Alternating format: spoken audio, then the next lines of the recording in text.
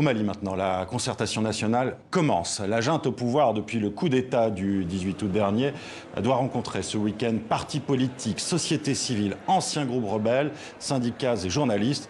L'objectif, c'est de trouver un accord sur la transition censée ramener les civils à la tête du pays. Pour le moment, aucune date n'a été donnée.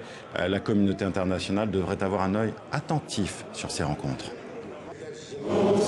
L'hymne malien donne le coup d'envoi de la concertation nationale.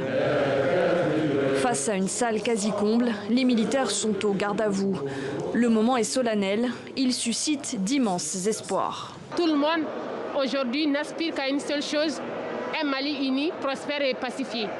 Partis politiques, syndicats, sociétés civiles, groupes armés signataires de l'accord de paix, tous doivent valider les objectifs des discussions à venir. Il s'agit de contribuer à la reconstruction de notre pays à travers la garantie de la poursuite du processus démocratique. Cela passe forcément par des réformes audacieuses, profondes.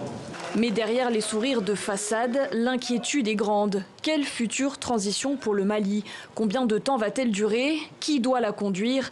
Les divergences sont nombreuses. La junte militaire a promis de rendre les commandes aux civils à l'issue d'une transition de 2 ou 3 ans. Trop long pour la CEDEAO. La communauté économique des États de l'Afrique de l'Ouest exige une transition d'1 an maximum, dirigée par les civils.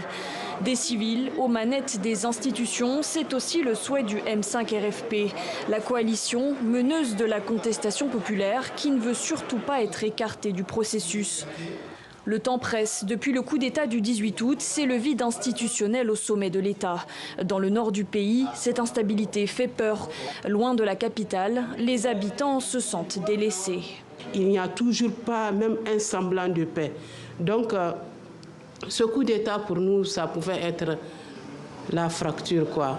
On pouvait penser que maintenant, les choses vont changer. Maintenant, on va nous écouter, connaître nos besoins. Mais malheureusement, il semble que ce n'est pas le cas.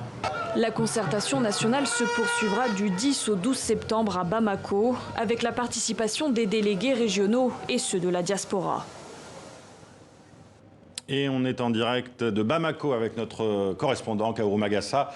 Kaourou, dans quelle atmosphère se déroulent ces échanges de grande concertation nationale? Alors, ces échanges, ils se déroulent dans une atmosphère assez particulière. Il faut dire qu'au démarrage de ces concertations, il y a eu des perturbations des jeunes du mouvement du 5 juin, le mouvement de contestation populaire et d'opposition qui a mené des manifestations avant le coup d'État qui s'est passé. Et ces jeunes-là protestaient contre le fait de ne pas faire partie de toutes les commissions qui ont été données aux organes de la société civile et aux partis politiques. Depuis, la tension, elle est véritablement redescendue.